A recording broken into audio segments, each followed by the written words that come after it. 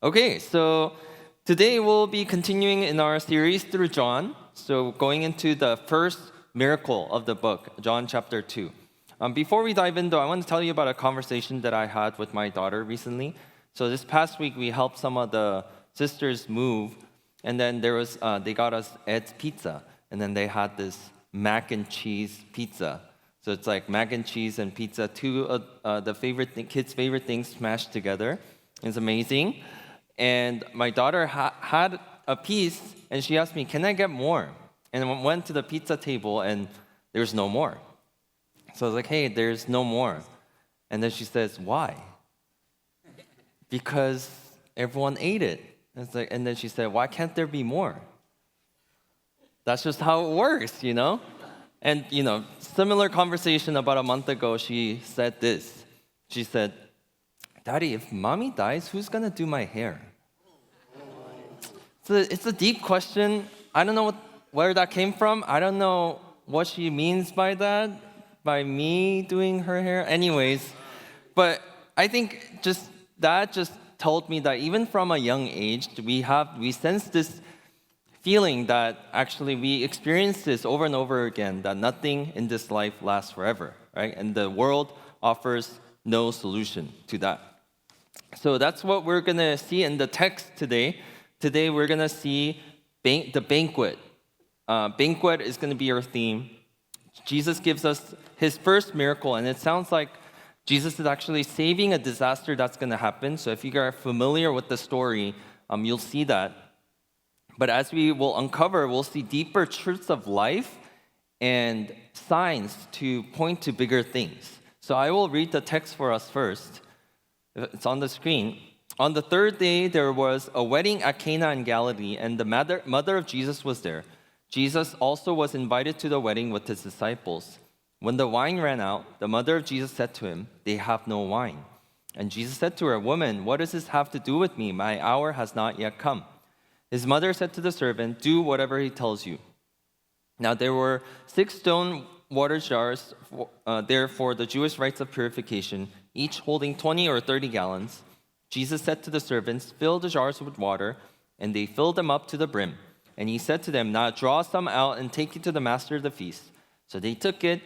When the master of the feast tasted the water now become wine, and did not know where it came from, though the servants who had drawn the water knew, the master of the feast called to the bridegroom and said to him, "Everyone serves the good wine first, and when people have drunk freely, then the poor wine. But you have kept the good wine until now." This, the first of his signs Jesus did at Cana in Galilee, and manifested his glory, and his disciples believed in him.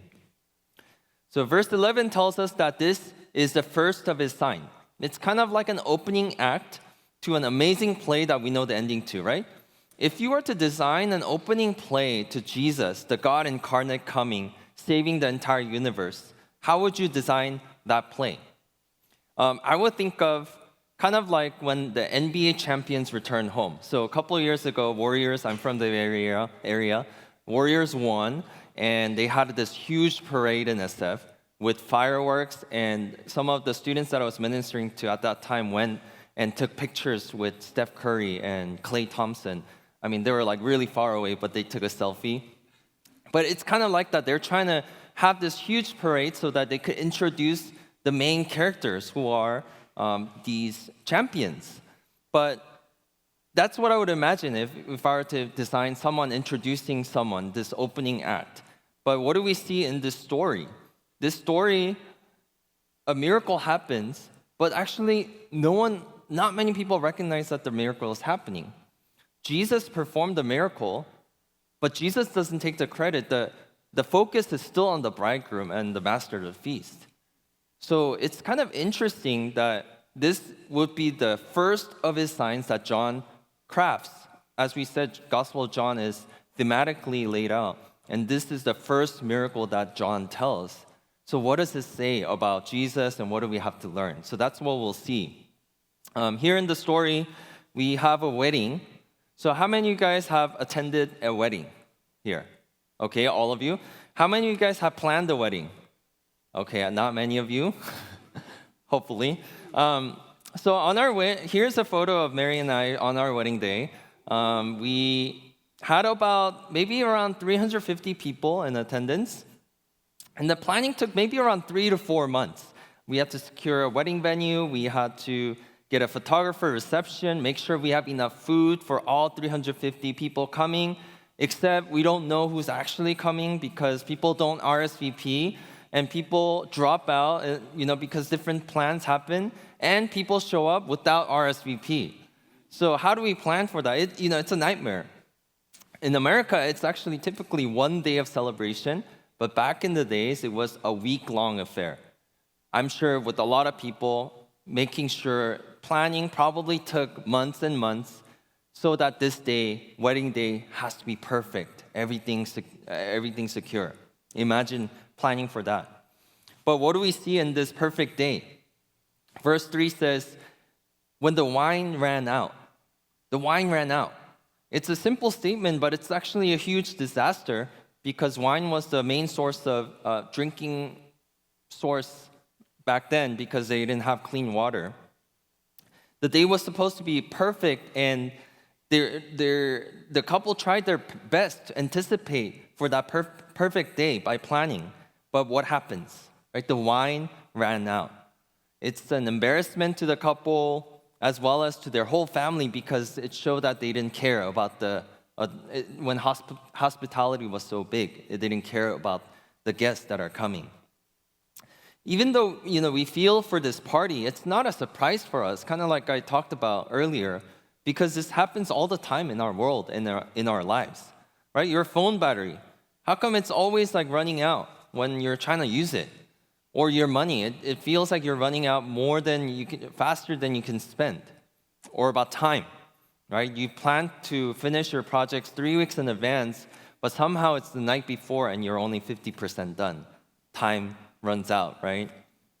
Sadly, these are not all the things that run out in this world.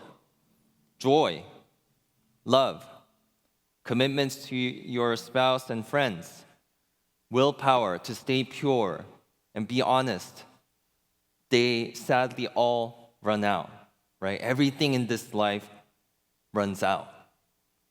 So what do we do with this reality? Verse 10 describes what the world says to do.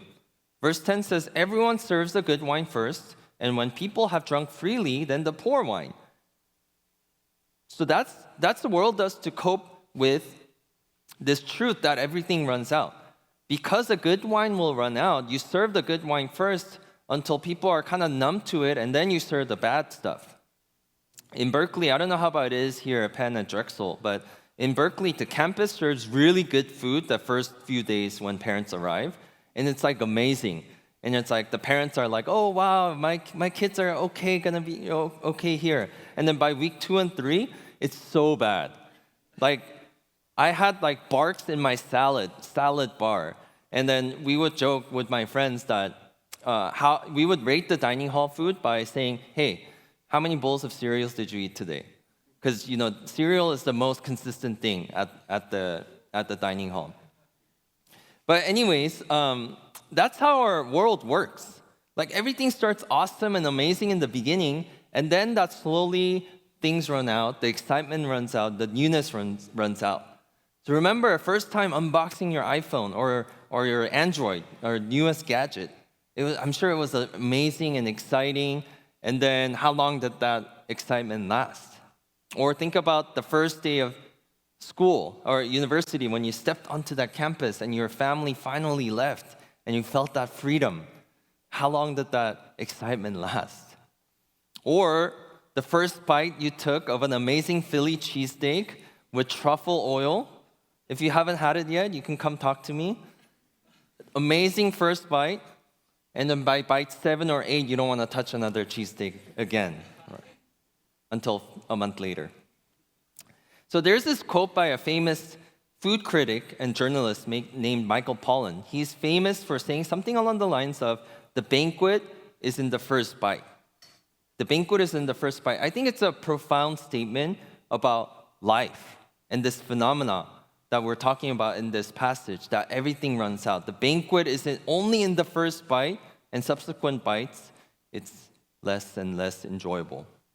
I remember my first day as a Google software engineer, And stepping onto that campus back when we had to go into work, I would go in, and then there's hot breakfast and healthy, just buffet style. And then there's a coffee bar where I can order anything I want for free. Iced latte with oat milk with hint of vanilla, all for free. And I could get a second one if I want. And then I would go to my desk, get my new MacBook and new desk setup. So nice, right? And then there's hot lunch, healthy lunch. And then top it off, there's dinner where you can bring in your family. So nice. For a couple of weeks, and then I realized actually it's nothing special. I mean, it is special, but they only do that so that they could get work output from me, right? They serve breakfast so that I come in early so I could work. And then they serve dinner at 6:30 so that I could stay until 6:30 to eat dinner. So then I have a full day of work. And they provide everything. They have a gym, they have a barber shop, they have your laundry service, so that you don't have to leave the campus so that you could work, right? So it's like you go in and it's exciting in the beginning, but everything runs out. That newness and those things all run out. And you just have to come back home after dinner and you rinse and repeat. You go back the next day, right? This is the reality we live in. It's all about the first bite. So how do people usually respond to it? Well, many people have just given up and just settled for a false hope that something else will be exciting, right? They search for new experiences, new things, new jobs, new career, changing majors, so that you could have that first bite experience once again. Others live moment to moment, short bursts of excitement. Some people have just renounced it and just escaped, kind of like with video games or binging Netflix, just endless media or busyness of life.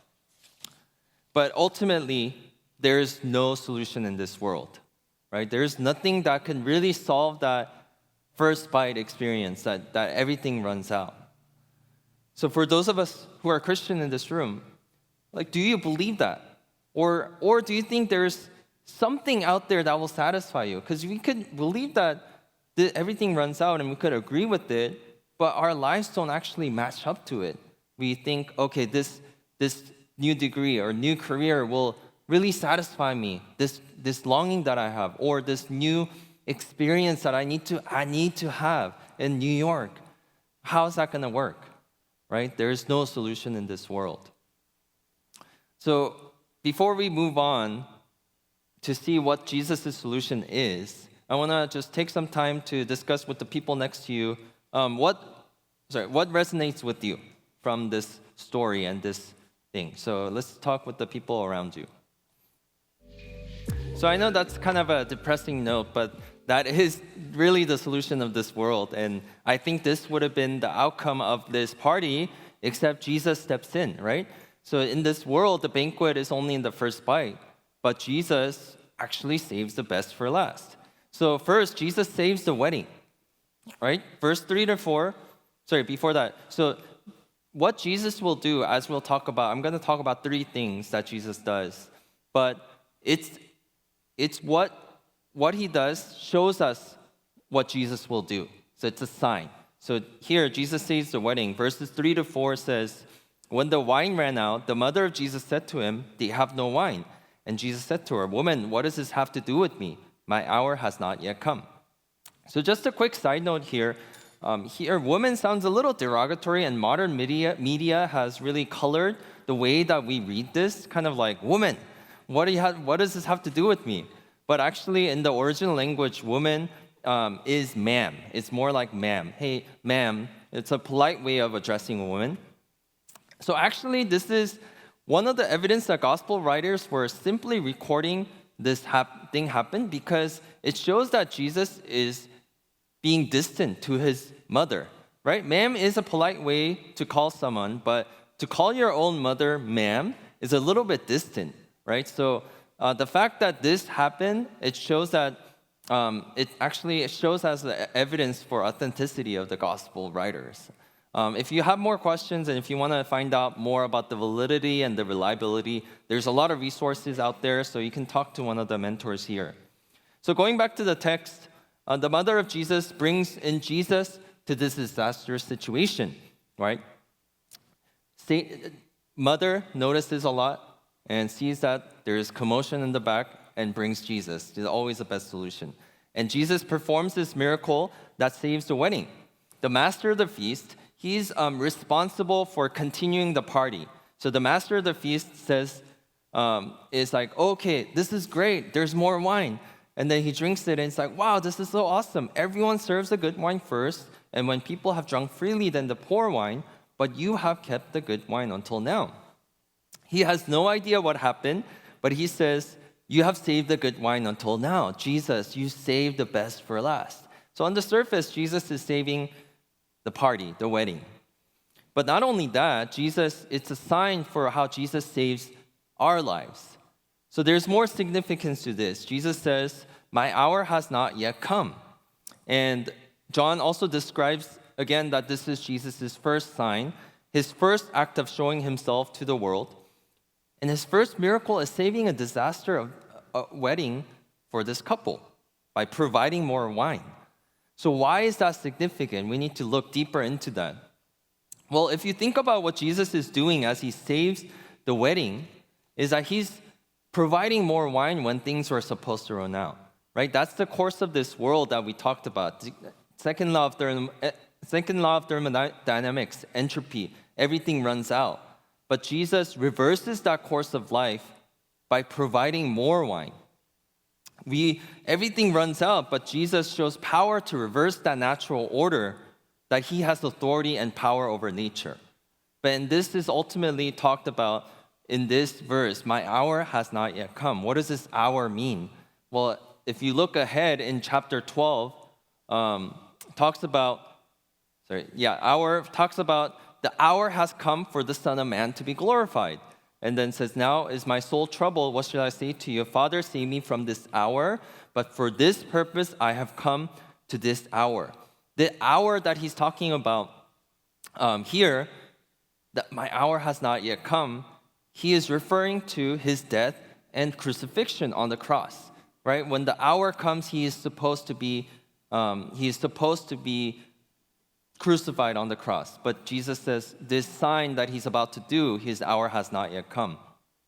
So what does this mean? Life was supposed to go towards decay, but sacrifice on the cross and his resurrection will reverse that course of action. That's the grand finale, and this is the opening act that he's showing. So he's reversing the natural course of life, but ultimately he's transforming water into wine. So what is water? I was thinking about this. Like, what is water? Well, it's H2O, right? It's fresh, refreshing, but also it's bland, right? It's kind of boring. What is wine? It's alcohol and sugar, right? This is one of the chemicals in wine. And notice this. There's carbon. From water into wine, Jesus created carbon. And all chemists and alchemists know that. Chemistry PhD here? Yeah? Someone? No? Okay. You can't create carbon out of nothing, except God of the universe who created this whole universe from nothing through the Big Bang, right? But aside from that, it's a sign. It's a sign that Jesus transforms even the most bland thing into something exciting and vibrant, something better. So I described earlier of my experience of going through day-to-day as a software engineer. My life was turning out to be boring and bland, living from experience to experience. But because of Jesus, I have experienced transformation in my purpose, and I have a grander purpose to share this news of Jesus. So I'm still a software engineer at Google. It's just I don't go into work now, office now, but that is not my main identity where I draw my purpose, right? I'm a minister, I'm a college pastor. That is my identity as an ambassador of Christ, right? The fact that I'm a software engineer doesn't say that that is where I draw my purpose. So I have this weird experience. Some people write, sweet cards and write me emails during Thanksgiving or my birthdays, and I have this weird experience of thinking like, is that me that they're describing? They say, thank you so much for giving your time, opening up your home, really loving me, giving up your time for me. And I find this strange because I know what I was like before Christ, and I know what I was like yesterday and this past week, and these words that they're describing doesn't really match who I am. And I know who I am truly inside, but somehow these people are seeing something different. But somehow, God is transforming me into this person that they're describing. And year after year, even though I don't feel different, God is continuing to do that transformation, right? Jesus is saving the best for last in my life. Jesus is continuing to transform me. So how does this transformation happen in this story? Well, it begins with Mary saying, do whatever he tells you. And what do the servants do? They do it. They obey. There were 6 stone water jars. They're for Jewish rites of purification, each holding 20 or 30 gallons. That's a total of 120 to 180 gallons. And let's not forget, there were no hoses or, I don't know, like water guns. But it was just a well and a jug, right? They had to get the water from the well and pour it into the water jar. I don't know how many trips it took, right? They have to obey. They just hand pumps. Imagine just carrying that over and over again to filling 120, 180 gallons. And I'm sure like by trip number 50, the servants are wondering, wait a minute, why are we doing this? Like, why are we filling this up with water? The wine ran out. But they obey, right? They kept going, and they filled them up all to the brim. They obeyed. And then Jesus says, now draw them some out and take it to the master of the feast. That's crazy. It's like the master of the feast is the master, and he asked more wine, and you're supposed to bring this water to him. And then they still obeyed. They took it. And the master of the feast tasted the water now become wine, and did not know where it came from. Though the servants knew, the master of the feast said, everyone serves the good wine first, and so on. They kept going. So sometimes transformation in Christian life is kind of like that. Right? Transformation doesn't always come with fireworks or clarity all of a sudden. Like, we don't know why we do certain things that are hard. We don't know why Jesus asked us to do certain things. I mean, God doesn't ask us to do a lot of strange stuff. It's just read the Bible every day, make church your priority even though when school is tough, hang out with other Christians who will spur you on, have some mentors in your life, talk about Jesus with others. It's hard, but over time, you keep on doing and keep on obeying, and you see gradual change. You don't know when. Like, if you see the servants we don't know when that water turned into wine, right? Is it when they drew it, when he drank it, or when he was walking over? We don't know.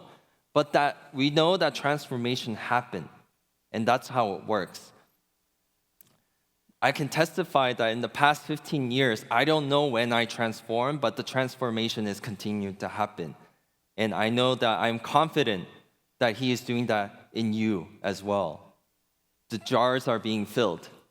Keep going. I know it's hard to be a Christian as a student life comes at you, but you just need to obey. Continue obeying. The jars are being filled. God is changing you. You just need to do whatever he tells you. So Jesus saves the wedding, he saves my life, and ultimately it's a sign for Jesus saving the world. Finally, circling back to what the master of the feast said, he says, everyone brings out the good wine first, and when people have drunk freely, then the poor wine. But you have kept the good wine until now. You have kept the best for last. We talked about earlier how everything decays, right? In the world, the banquet is only in the first bite. Then sadly, everything runs out.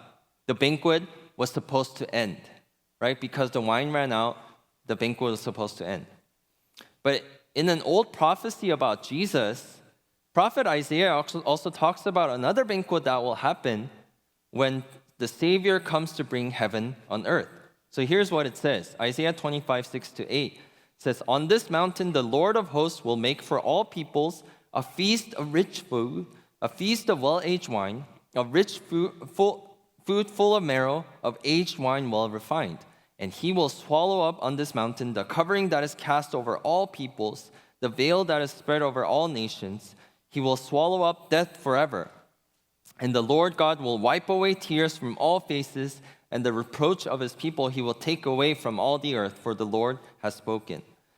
When the Savior comes to bring heaven on earth, it will be an amazing banquet, right? There will be a feast of rich food, feast of well-aged wine, feast full of marrow, of aged wine well refined. But it will not follow the course of the world, right? Everything decays, everything runs out. But verse 8 says, "He will swallow up on this mountain the covering that is cast over all people. He will swallow up death forever." So going back, why does John put this first miracle, his opening act, here? Right? It's a preview of his victory over death. But also, like I said, the job of the master of the feast was to continue the party going. But actually, the master of the feast is very limited in what he can do, because if you follow the course of this world, the wine will run out and the party will stop. Ultimately, there will be a hard stop to the party, and if you zoom out as a life, death will come to each of us and this party will stop. But Jesus, in his opening act, is saying, this is what I will do to humanity, right? This is what's important. Water turning into wine and saving the banquet is a symbol of what Jesus would do, not just for this couple, but for you and for all of humanity, right? Jesus is saying that there will be a banquet that will never end, right? He will be the master of that feast, continuing the party forever. The banquet of life was supposed to end, but with Jesus, that banquet will last forever as he defeats death on the cross. And when you join him in this relationship, this party will never end. Jesus is saying that this party will start now and start the party.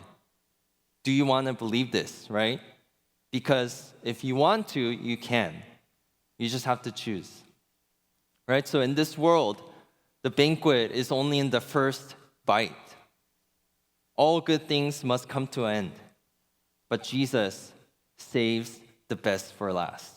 Jesus saves the world. This is what Jesus came to do through this miracle. So let's pray. God, I thank you that you have a solution to this world, to this problem that everything in this life runs out. That everything that we cherish, everything that we love, it'll soon come to an end. But God, I thank you that you have established this reversal, that we have a chance to live life forever with you. God, I thank you for how you have saved us.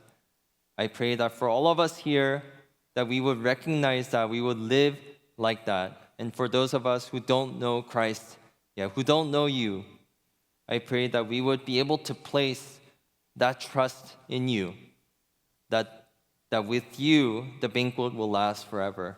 God, I thank you for your word. I pray that this would really shape this week as we go through life, that we can remember that Jesus, you saved the best for last. And I also pray for all the Christians in this room who may be struggling, who may be having life circumstances come to them. God, I pray that they will continue to obey, knowing that the transformation is happening in them as they continue to obey you. Thank you. In Jesus' name I pray.